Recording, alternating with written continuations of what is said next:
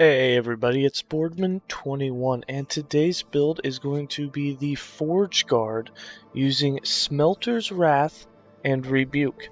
Now we of course have a few other skills, but those two are going to be the main ones, and since they're both channeling skills, yeah, you guessed it, we ain't gonna move a muscle. We're gonna stay in one spot and we're gonna go from Rebuke and taking no damage to using Smelter's Wrath and dealing huge amounts of damage.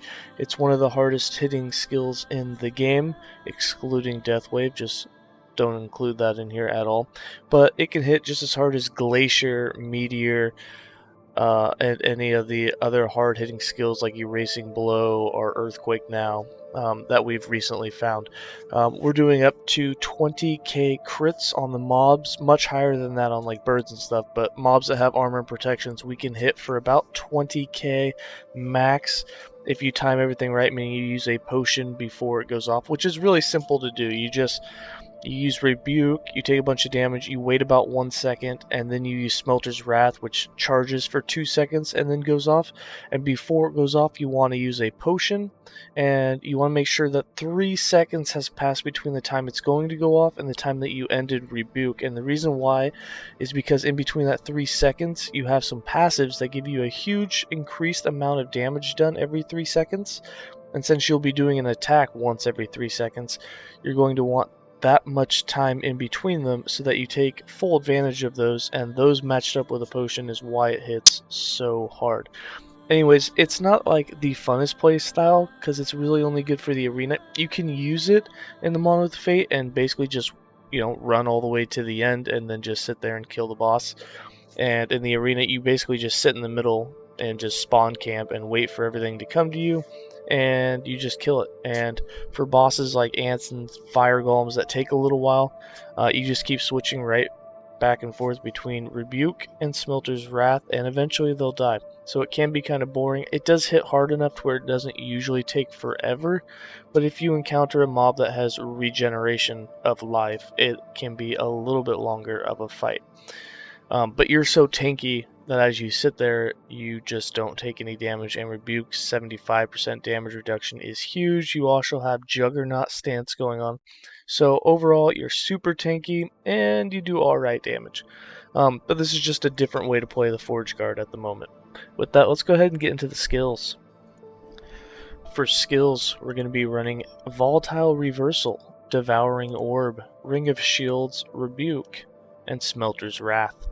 Now, for Volatile Reversal, we basically almost never use this. The only time that you're going to use this is if you find yourself completely out of mana and you want to hurry up and use Smelter's Wrath again. You can go ahead and use this, and there's a good chance you're going to get a lot of mana back. The way we have it set up for is 1 point in Incipient Void Rift, 2 points in Traveler's Fatigue, 1 point in Terminal Void Rift, 2 points in Food for Worms, 5 points in Dark Expanse, 3 points in Harbinger of Dust, 3 points in Time Sap, 2 points in Warped Time, and 1 point in Time Lost Vitality.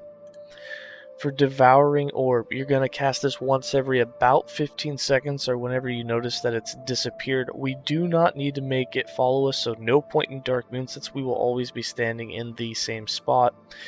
And that means that you also don't want that 300% mana increase because your mana is going to have a fine line just between Rebuke and Smelter's Wrath. So that 10 mana cost isn't horrible, but we're only going to cast it once every 15 seconds. You're not going to put it on auto cast because too much mana will go bye-bye with it. We have it set up for defense, so we have 6 points in Void Adept for 60% increased global damage, and 6 points in Abyssal Juggernaut for that 60 flat and 60% increased of Void and Elemental protections. 1 point in Hollow Orb to give it 50% longer duration so that it will last for 15 seconds. 2 points in Ripped Collar, 2 points in Rolled Rot, and 3 points in Void Fire Rift, which gives all the rifts a 45% chance to do Ignite, which by itself isn't a huge thing, but Smelter's Wrath does more damage per stack of Ignite on enemies, so this actually helps if you've recently killed an enemy and that's ignited some more enemies, means that the next Smelter's Wrath you do will do a little bit more damage. For Ring of Shield, we're using this for defense and offense. We have 2 points in Reinforcement, 2 points in Healing Shields, and 5 points in Phalanx, For that 50% increased armor and elemental protections on hilt. It does say that it lasts for 4 seconds, but in reality it only lasts for 1. Unfortunately, that's a bug. Hopefully that gets fixed soon, because that armor and protections is huge. 3 points in banding, 2 points in enduring defense, 1 point in molten shields, and 5 points in touched by fire for that plus 15 melee fire damage. It's actually for spells too, but we only do melee here, so 15 extra fire damage flat base every time that it's been cast. That does count when it procs to your passives, and that's why we're not running it on our skill bar tree. Then for Rebuke. Rebuke we have set up, and you can set this up differently as it doesn't do too much damage, but we have it set up to retaliate. And we have 4 points in battle meditation. You're going to want that 100% mana regen, because this is the only source where you're going to get it. 4 points of redemption, so while we have it, if our life was low, we're going to be healed while using it. 6 points in retaliation for some more hit damage and increased area. 3 points in dark thoughts for more void damage, and 1 point in void fused barrier for a 20% void essence chance when you hit an enemy with it. So, and the final 2 points in bide for increased duration.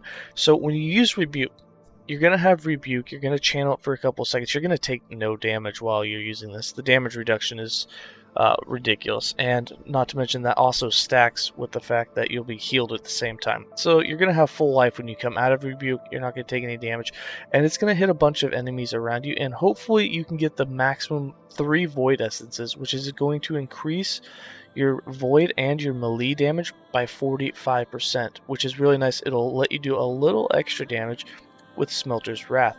Now, Smelter's Wrath we have set up in a Nova, and to do as much damage as possible. We have 5 points in Weight Stone, so that you get plus 10 base physical damage per second that is channeled, and it should be channeled for right under or right around 2 seconds, so about 20 physical damage will be added. 3 points in Forge Scale, 1 point in Detonation, so it is now a Nova attack, and 1 point in Crucible, which after it explodes it'll light the ground in that huge patch for 6 seconds and will ignite all enemies in it 1 stack per second, which is nice because then if you use it again in that 6 seconds, those stacks of ignite will help it do more damage on the next hit, mostly just useful for bosses. 2 points in Blacksmiths for plus 20% charging speed, so that we unlocked Stinging Steel. 3 points here for what's the most important, and that's Volcanic Mastery. 1 point here, and you're guaranteed critical hits when you let it charge to maximum. 2 more points in Heavy Strike, so that your hit damage goes up 10% per second that it's channeled. 1 point in Tempered Blows, so that it's another 10% hit damage per second, and your charging speed is 10% slower. And 1 point in Tempering Blows, so that your hit damage goes up by 15% per stack of Ignite, up to a maximum of 150%. So up to a maximum of 10 stacks of Ignite on an enemy, and that is a multiplicative modifier. You'll see some really big hits if the mob that you're hitting has 10 stacks of Ignite. For passives, we have 23 points in the base Sentinel class, with 5 points in Overwhelm, 8 points in Fearless, 2 points in Armor Clad, and 8 points in Relentless. In Void Knight we have 18 points, we have 5 points in Temporal Corruption, 8 points in World Eater, and 5 points in Patient Doom. This means that every 3 seconds your next melee attack will do 150% increased damage, so you kind of want to time Smelter's Wrath and Rebuke 3 seconds apart. If you keep them 3 seconds apart, they hit 150% harder. And then 72 points in the Forge Guard, with 10 points in Battle Hardened, 10 points in Fresh from the Forge. Now this is another one. Your next melee attack will get base, and this is base damage, plus 40 physical and plus 40 fire, which is huge. So you want to wait 3 seconds in between Rebuke and Devouring Orb to let this one stack with the 150% increased damage. Those two stacking together is huge. We also have 10 points in Infinite Bulwark for increased armor on potion use and for an increased chance to find potions. That's why you see potions all over the place. They're dropping like crazy. We have 1 point in Duelist, 10 points in Lethal Strikes for that 100% increased melee critical multiplier, 7 points in Regenerator, 10 points in Retaliation, 4 points in Shield Crafter, and 10 points in Tide of Battle. For items, for idols that we went for, all we went for on idols was increased health regen, and then necrotic if you could get it, poison or void. Those were the three that we went for here. Just a bunch of health regen, because that's what we're going for on this build, is a lot of health regen, so that while you're sitting there channeling, and we do have some increased armor protections while channeling, that you'll just be able to keep your life full. And then for the gear, for the 3 jewelry slots, the only unique that you're going to want is, of course, Orion's Eye for that void damage converted to fire, and it gives you 100% more fire resist. And then for the jewelry sets, you're going with set elemental, set health regen, armor protections while channeling, and then elemental protection or armor or dodge as the 4th one in there. For the chest pieces, we're once again running the necrotic and poison damage taken as physical. Those come first, then do health regen per second with dodge last. Dodge is not important, but you want that on both the chest and the helm and the gloves. You want the health regen per second. And then for suffixes, elemental protection or health regen is the best suffixes that you can get. And for the weapon, you want increased melee damage and plus flat melee physical damage. After that, it doesn't really matter.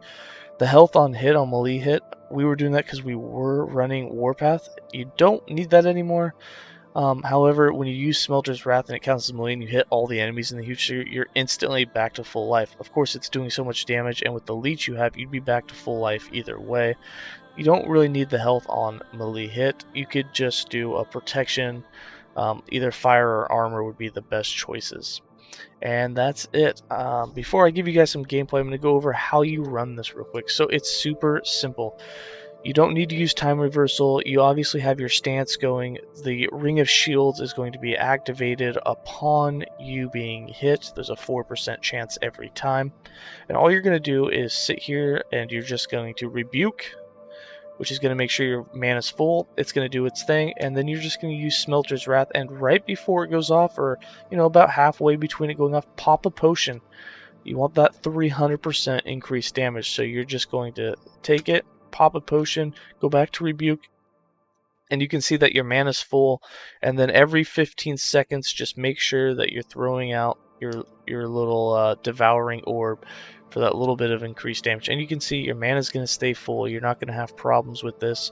And you just go back between Rebuke and Smelter's Wrath over and over again, and those two are going to hit the ants and the beetles and the fire golems, and that's all you're going to do, back and forth.